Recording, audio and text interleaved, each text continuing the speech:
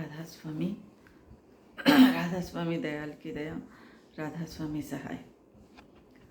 माया महाठगनी हम जाने, माया महाठगनी हम जाने, तिरुगुण पास लिए कर डोले, तिरुगुण पास लिए कर डोले, बोले मधुरी बानी, बोले मधुरी बानी, माया महाठगनी हम जाने, माया महाठगनी हम जाने, केशव के कमला है बैठी, केशव के कमला है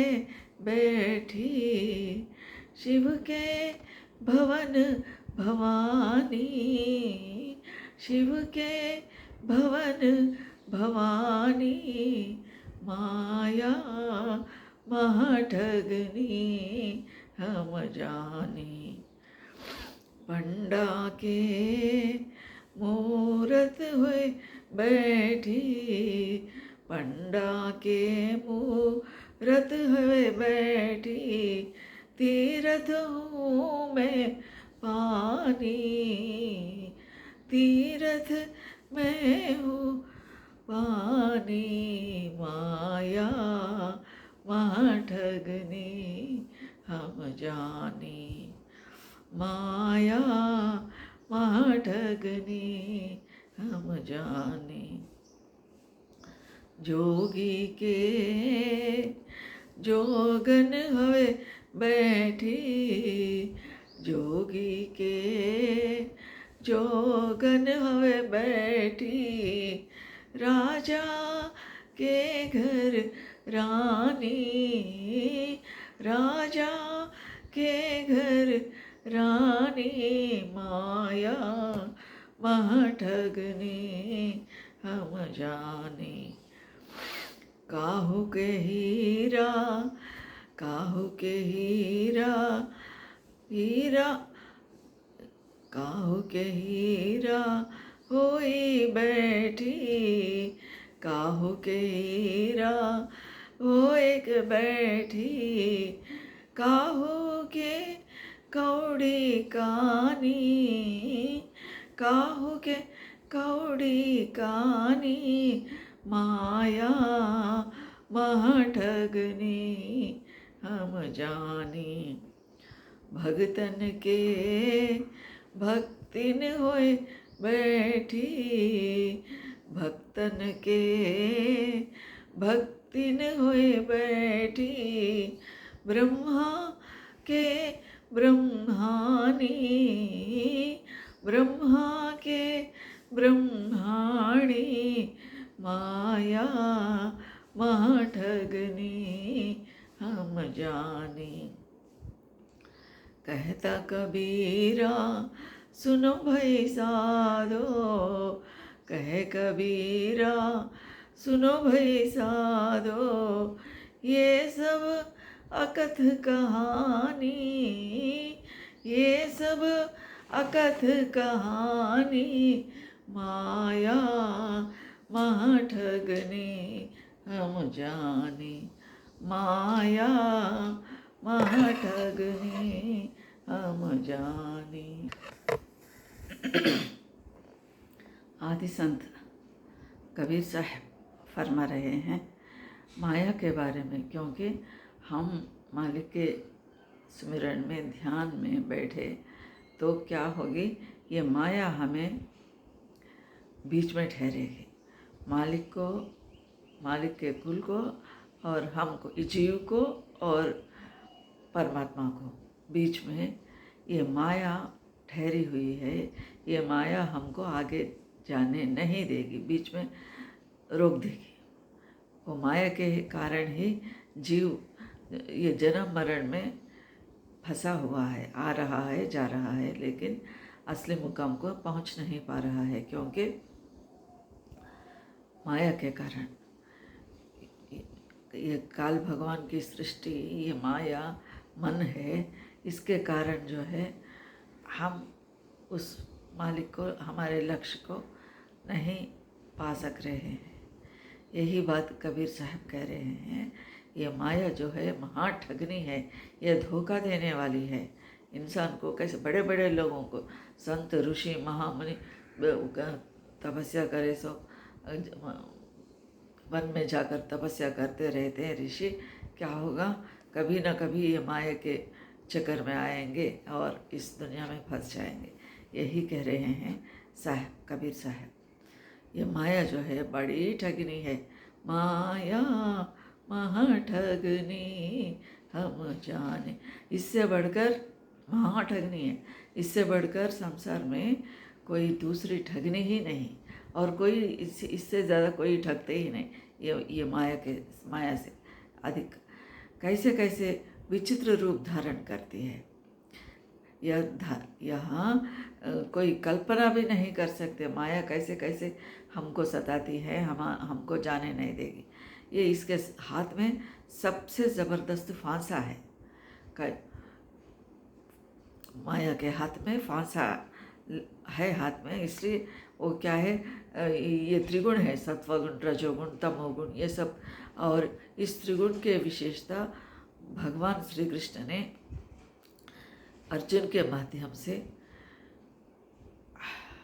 विश्व को समझाया, हम जैसे जीवों को समझाए कि ये त्रिगुण के विशेषता क्या है। त्रिगुण के सत्वम रजस्तम इति गुणाः प्रकृति संभवः, ये प्रकृति के से पैदा हुए हैं।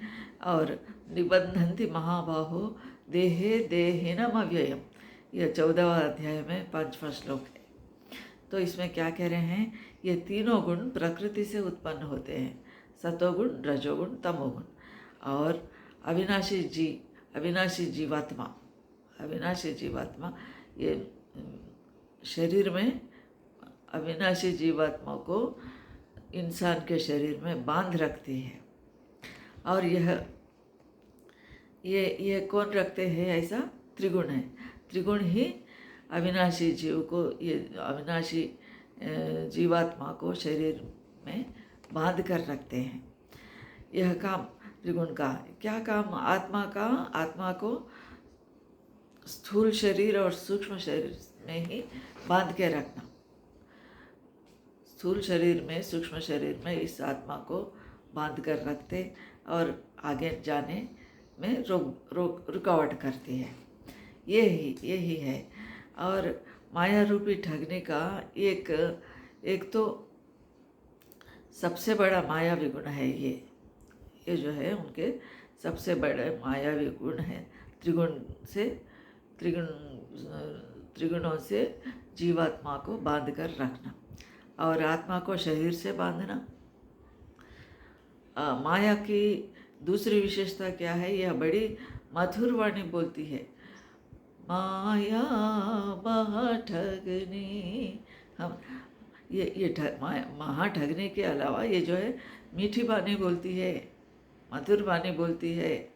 माया रूपी कामने के बारे में कबीर साहब की उक्ति है, छोटी मोटी कामनी सभी विष की बेल, बैरी मारे दांव दे, यह मारे हंस खेल।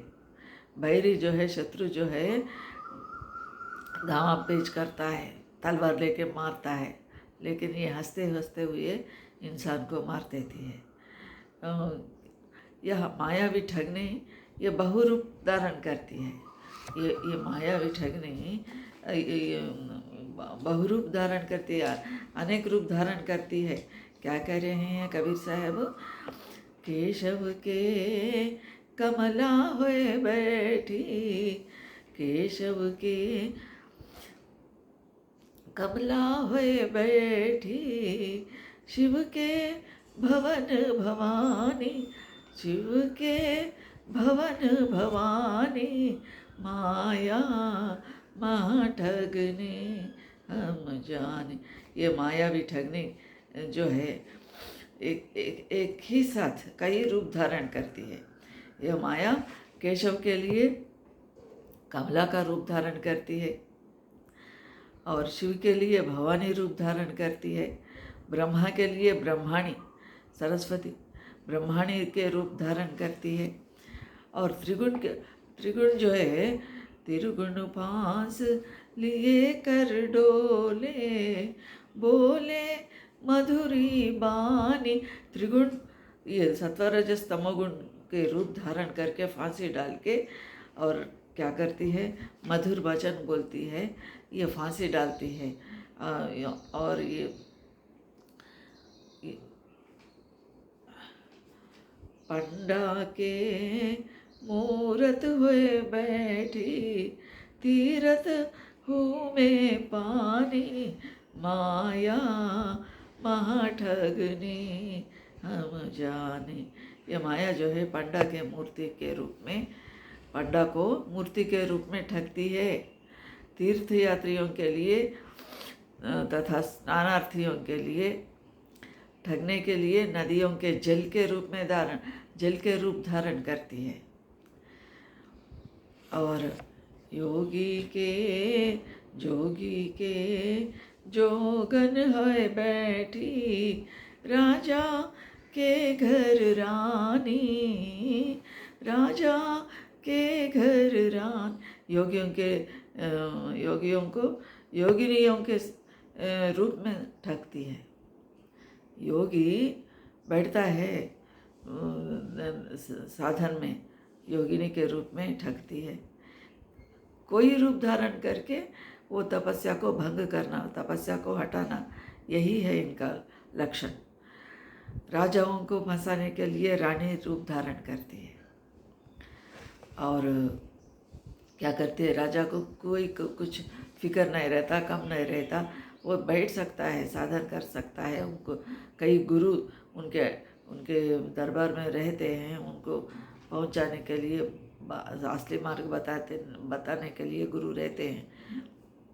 और उन्होंने गुरु के शरण में जा सकते हैं, कहीं भी किधर भी गुरु हैं तो उनके शरण में जा सकते हैं और नाम प्राप्त कर सकते हैं, साधन कर सकते हैं। लेकिन उनको रानी के रूप में ठगती है।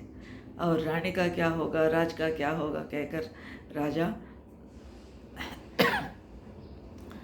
उस तरफ नहीं जाता, अंतर्मुख नहीं होता। ज़्यादातर ये ठगती है रानी के रूप में, राज के रूप में। और काहू के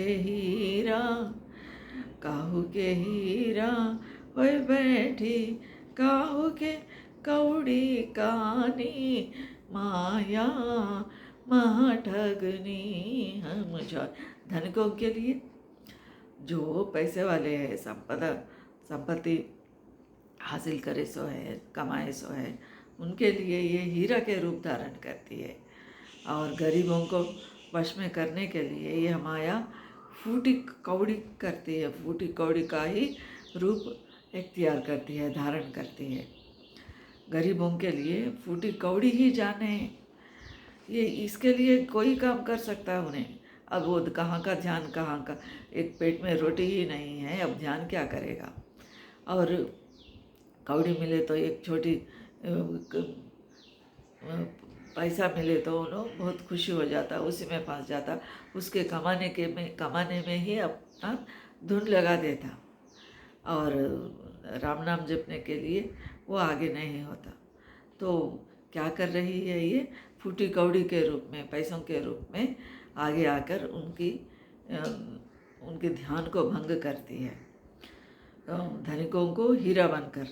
और हीरा क्योंकि बहुत हीरा कमाए सो है, अब उनका मन उसी में रहता है। जो पैसा ज़्यादा कमाता है वो सांप बन के बैठता है, अगले जन्म में सांप होता है।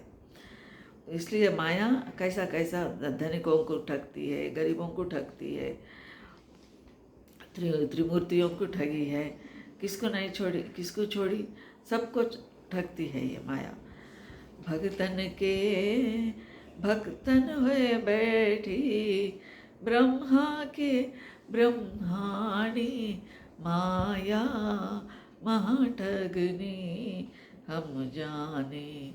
भक्तों के लिए ये माया भक्तनी रूप स्त्री का वेश धारण करती, स्त्री का वेश धारण करके उनके भक्ति में आड़ा डालती है, भक्ति में रुकावट करती है, भक्ति को रुकावट करती है। और इसलिए ये सब उदाहरण देते हुए हमारे आदि संत कबीर साहब कहते हैं, कहता कबीरा सुनो भाई साधो, कहता कबीरा सुनो भाई साधो, ये सब अकथ कहानी, ये सब अकथ कहानी, माया महाठगनी हम जाने।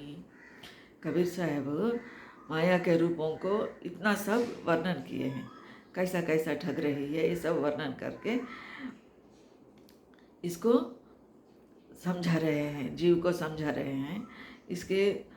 इसको जीतना, इसका वर्णन करना, माया के रूपों को वर्णन करना भी सरल काम नहीं है, क्योंकि उसका असंभव है, कई रूप धारण करती है। उदाहरण के लिए 2-4 उदाहरण दिए हैं कबीर साहब, लेकिन इसका उदाहरण देना या समझना असंभव है। माया किस रूप में ठगती है असंभव है, जानना असंभव है। और इस माया से वही बच सकता, कौन बच सकता है इस माया से? सभी उनके फांसी में आ गए, कौन बच सकता? एक संत जन बच सकते हैं, क्योंकि संत जन जो है मन को जीते सो है। संत मन जीतल हो, जिन्होंने मन को जीत लिया है, अपने इंद्रियों के अपने काबू में रखा है, वही ये मन को जीत सकता है। ये कबीर साहब का संत सद्गुरु।